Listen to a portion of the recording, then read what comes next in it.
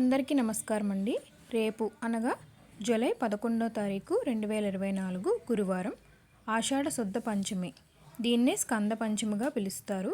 సుబ్రహ్మణ్య స్వామిని ఈరోజు అత్యంత భక్తి శ్రద్ధలతో పూజిస్తారండి.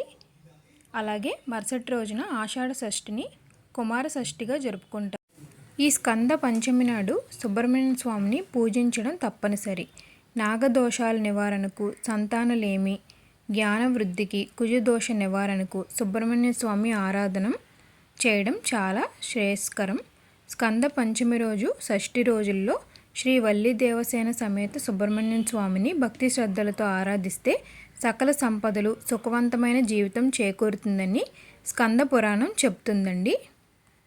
పూజా మందిరంలోని సుబ్రహ్మణ్య స్వామి పటాన్ని అమర్చి పసుపు కుంకుమలతో పుష్పాలతో అలంకరించుకుని సుబ్రహ్మణ్య అష్టకంతో స్వామిని ప్రార్థించే వారికి ఈతి బాధలు తొలగిపోతాయని విశ్వాసం.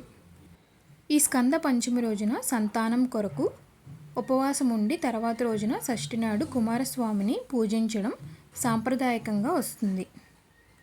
నాగదోష నివారణకు, సంతానం లేని జ్ఞాన వృద్ధికి, కుజదోష నివారణకు సుబ్రహ్మణ్య స్వామి ఆరాధనమే తరుణోపాయంగా స్కంద పంచమి షష్ఠి రోజుల్లో శ్రీ వల్లి దేవసేన సమేత సుబ్రహ్మణ్య స్వామి భక్తి శ్రద్ధలతో ఆరాధిస్తే సకల సంపదలు, సుఖవంతమైన జీవితం సిద్ధిస్తుందని పురాణాలు చెబుతున్నాయి.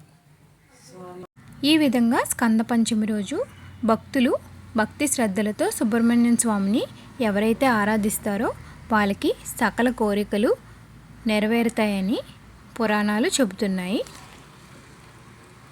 మరి మా వీడియోస్లో కంటెంట్ ఉందనిపిస్తే మా వీడియోస్ని లైక్ చేయండి, షేర్ చేయండి. మరిన్ని వీడియోల కోసం మా ఛానల్ని అయితే సబ్స్క్రైబ్ చేయండి. ధన్యవాదాలు.